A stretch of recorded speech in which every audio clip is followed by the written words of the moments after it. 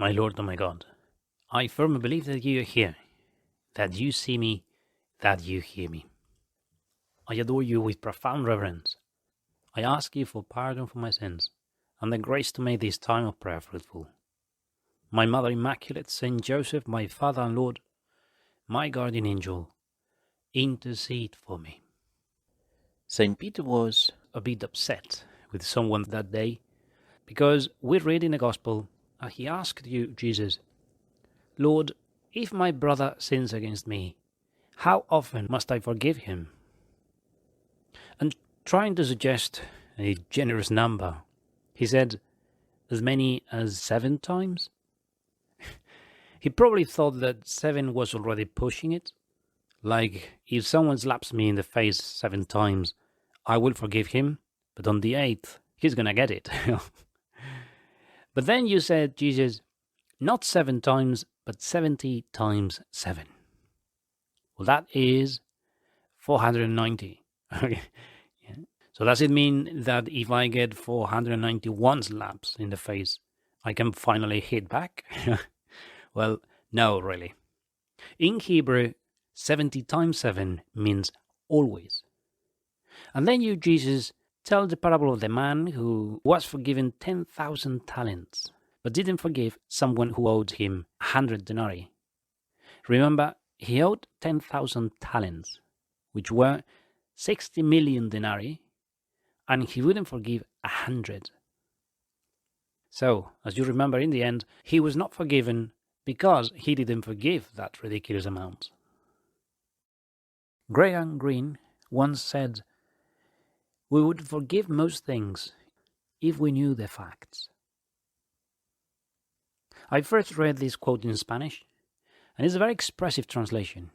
It said, "Si conociéramos los hechos, tendríamos compasión hasta de las estrellas." Which literally means something like, if we knew the facts, we would feel compassion even for the stars. If we knew the facts. Well, I asked a couple of people I trust if it was a good idea to tell a story I'm going to tell you now. They said it was.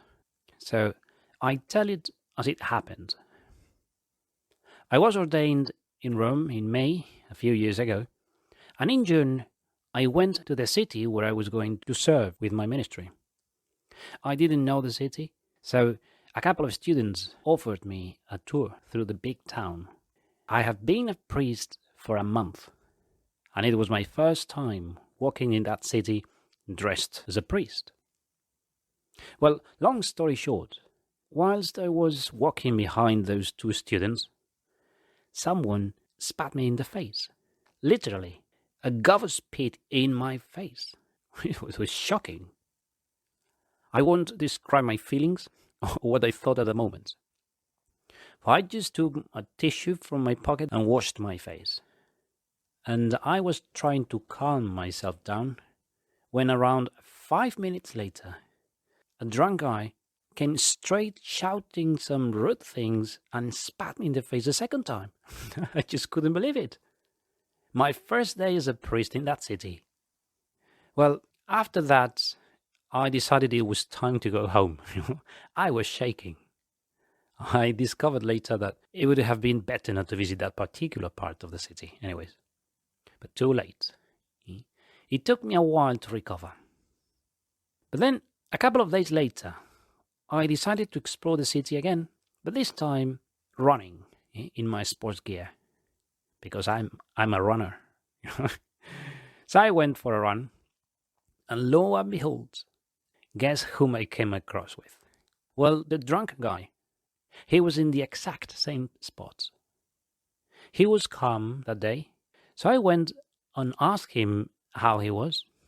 He said he was hungry, so I bought him a sandwich and a cup of coffee. We chatted for a few minutes, and finally I decided to drop the bomb. I asked him, "Do you remember me?" Now, he obviously didn't. So I told him, "Listen, I'm a priest, and 2 days ago you spat me in the face." He looked at me confused. He didn't say a word for for a few seconds. He continued to look at me until 2 tears started falling down his cheeks. Then he said he was sorry and that he couldn't remember anything because he drank too much and did many stupid things. So he told me he used to pray with his mom when he was a child, but that was many years ago. And the guy had certainly suffered a lot in his life. Anyway, a couple of days before, I just felt like slapping that guy to death. But that day, I gave him a sandwich, a cup of coffee, and a big hug that left us both in tears. Remember the quote of Graham Greene? If we knew the facts, we would feel compassion even for the stars. Well, that was your teaching, Jesus, when you died on the cross. As they were nailing you to the wood, you said, Father, forgive them, for they don't know what they are doing. You didn't just say, Father, forgive them. You said, Father, forgive them, because they don't know what they are doing. You, Jesus, excused them, because there was a because. And this is the point of the meditation. There is always a reason. You, Jesus, were not justifying it, for it was wrong. But they did it because they didn't know what they were doing. St. Paul said it also in his first letter to the Corinthians. None of the rulers of this age understood this, because if they had, they would not have crucified the Lord of glory. They just didn't know.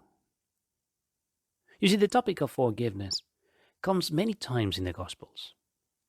It appears, therefore, many times in our meditations, and especially during Lent. But you who pray with me now, in this conversation with Jesus, recall the people who had offended you.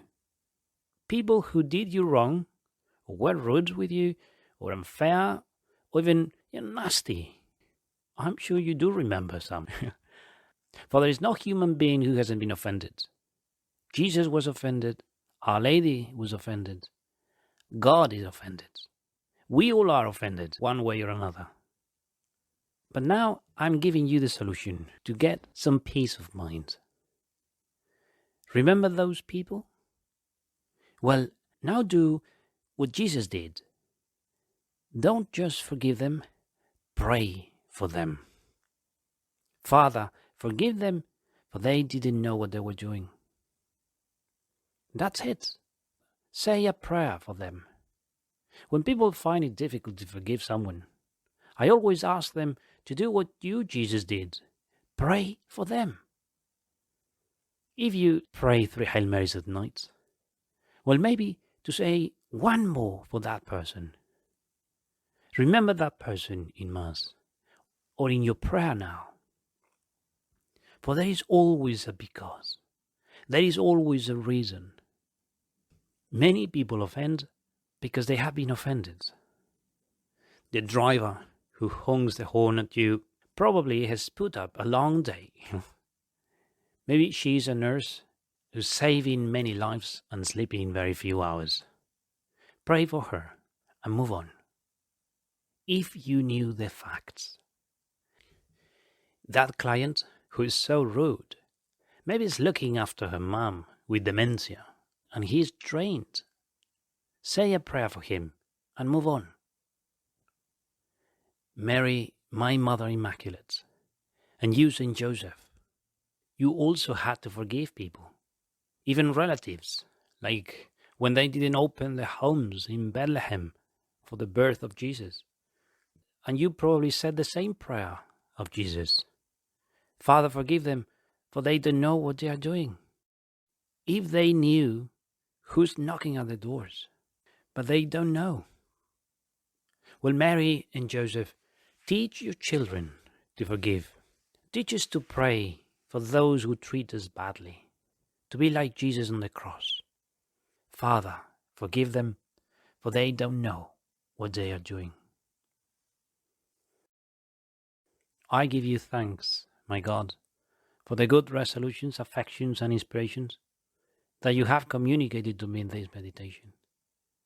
I ask you for help to put them into effect. My Mother Immaculate, Saint Joseph, my Father and Lord, my guardian angel, intercede for me.